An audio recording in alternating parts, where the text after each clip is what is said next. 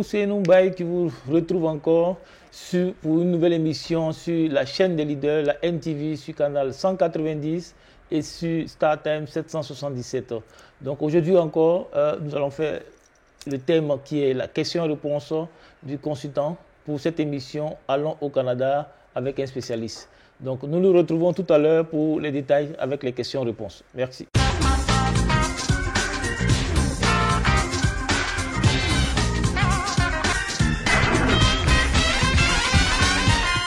Ok, on se retrouve pour les questions-réponses.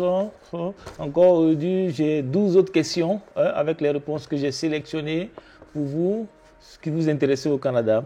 Donc, nous allons partir avec la toute première question qui est de combien de temps dispose pour arriver au Canada?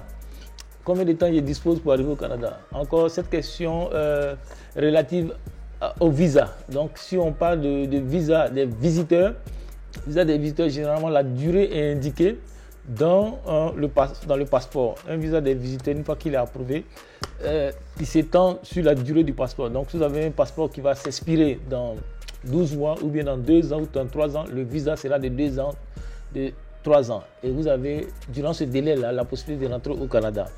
Pour ceux qui sont étudiants, par exemple, une fois qu'ils obtiennent le visa, ils doivent rentrer au moins 1 mois avant la rentrée scolaire.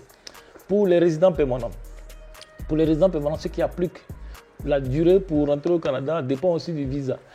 Et le visa sera obtenu à partir de la visite médicale. Qu'est-ce que ça veut dire? Si vous faites la visite médicale le 31 décembre 2022, par exemple, vous devez rentrer au Canada au plus tard 12 mois après, c'est-à-dire le 30 décembre 2023. Donc, c'est le délai du visa pour la résidence permanente. Question 2. Combien coûte un billet d'avion pour le Canada? Bon, généralement, nous ne sommes pas d'une agence de voyage, mais on peut conseiller généralement que le billet d'avion dépend de plusieurs facteurs. Ça peut être la province dans laquelle vous partez, parce que si vous allez à Montréal, et pour quelqu'un qui va à Edmonton, qui est encore plus loin, ça dépend des compagnies, ça dépend de la période et ça dépend de la province. Donc, généralement, comme conseil, on dit aux clients d'estimer le billet d'avion entre $1,200 et $3,000. Question 3. Est-il difficile de trouver un emploi au Canada? Bon, cette question elle est relative aussi. Ça dépend de plusieurs facteurs. Mais aujourd'hui, il faut savoir que le Canada est dans des besoins. Les chiffres montrent que le Canada a 50 000 postes disponibles par mois. 50 000 postes disponibles par mois. Mais ce sont les statistiques. Mais il faut postuler pour les avoir. C'est vrai qu'en étant hors du Canada, c'est un défi. C'est un défi d'avoir un emploi. Mais c'est possible, on a plusieurs clients qui obtiennent l'emploi en postulant de l'extérieur du Canada. Donc c'est possible. La question 4. Question 4. Est-ce qu'il est obligatoire de faire un examen médical pour une résidence permanente ou une résidence temporaire au Canada? Oui, c'est obligatoire. Tous ceux qui vont aller étudier au Canada, tous ceux qui vont visiter le Canada pour plus de 6 mois, ou ceux qui vont résider, c'est une obligation de faire la visite médicale. Donc, c'est toute la famille qui doit faire la visite médicale. Donc, c'est obligatoire. Ça fait partie de la procédure. Question 5.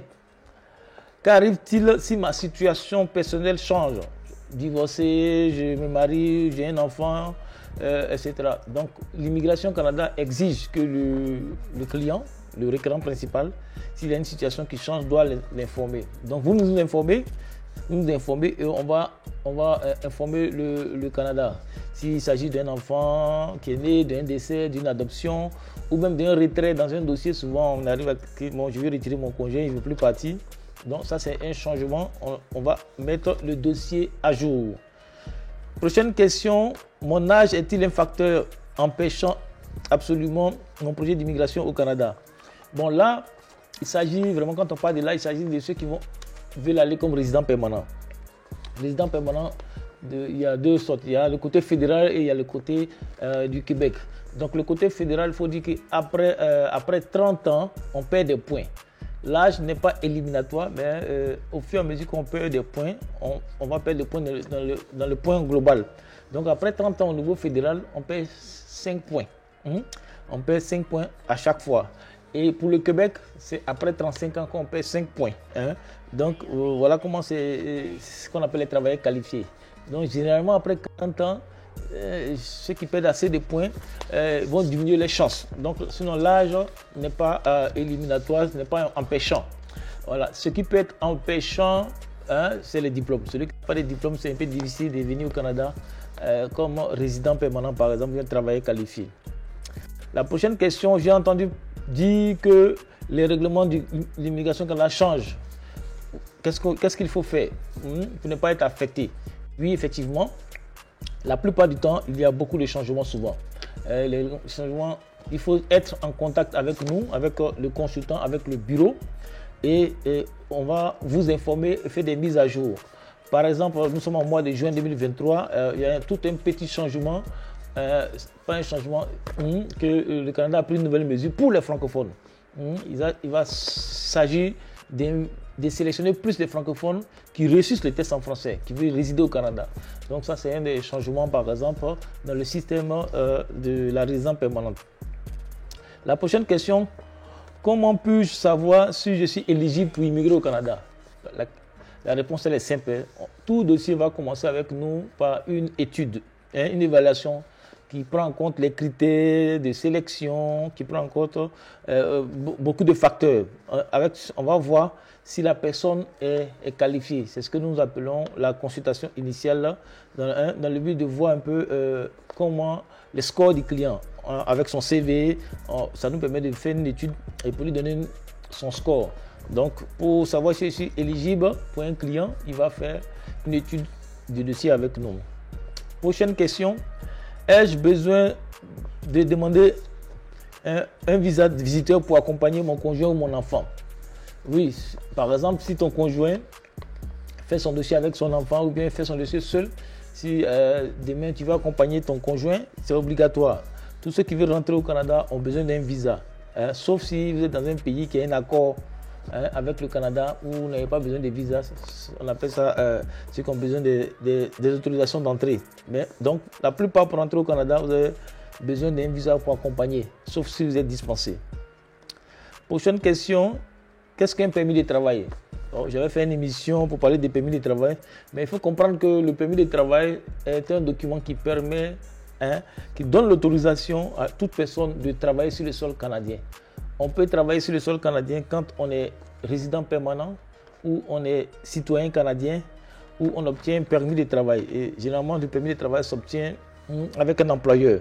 Ça permet à la personne de travailler. Donc, il y a un permis de travail fermé avec un employeur fixe et puis il y a le permis de travail ouvert qui permet de travailler avec toutes sortes d'employeurs. Question 11, avec 12 questions. Question 11, disons,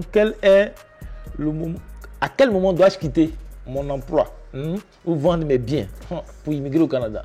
Bon, généralement, quand nous travaillons avec les clients, nous leur déconseille de vendre les biens ou bien de quitter leur emploi sans avoir reçu le visa de résident permanent. Mais même quand la personne reçoit le visa de résident permanent, on leur demande de prendre des discussions, de venir faire le briefing avec nous, de comprendre tout d'abord avant de faire les préparatifs, avant de quitter leur emploi ou de vouloir vendre les biens. Question 12 pour terminer cette série de questions dans cette émission. Une fois le visa obtenu, cela garantit mon entrée au Canada à 100%, par exemple. C'est une question que les clients. Bon, généralement, quand vous avez obtenu le visa, nous, on dit vous avez 99% pour entrer au Canada. Mais il y a au moins 1%. Les 1% là, c'est pour ça qu'il faut venir chez nous faire le briefing pour pouvoir rentrer, parce qu'il y a une manière de rentrer au Canada. Pendant ce briefing, on va aborder plusieurs sujets avec le client, parce que le client doit maîtriser son propre dossier. Il doit connaître, par exemple, ce qu'on appelle la preuve de fonds, le montant de son dossier. Pour un étudiant, par exemple, l'étudiant doit savoir quels sont les documents qu'il doit apporter avant de rentrer au Canada. Par exemple, il est obligé d'avoir la preuve des frais de scolarité, le premier semestre ou bien la première entrée. Donc, sinon, il sera bloqué à l'entrée. Donc, il faut connaître, par exemple, ta situation matrimoniale, c'est différent. Si on te demande quelle est ta situation matrimoniale, pour le Canada, un conjoint de fait, c'est différent de célibataire, séparé, veuf, tout ça, c'est différent. Donc, oui, une fois que vous avez le visa, vous êtes pratiquement garanti à 99% de rentrer au Canada, mais il va falloir contacter Jumeau Immigration pour faire votre briefing, c'est très important pour pouvoir faciliter votre entrée au Canada. Donc, voici terminé cette émission questions-réponses du consultant. Hein, pour cette émission, nous gardons toujours le contact. Restez toujours connectés sur la chaîne des leaders pour nos prochaines émissions. Merci et à bientôt.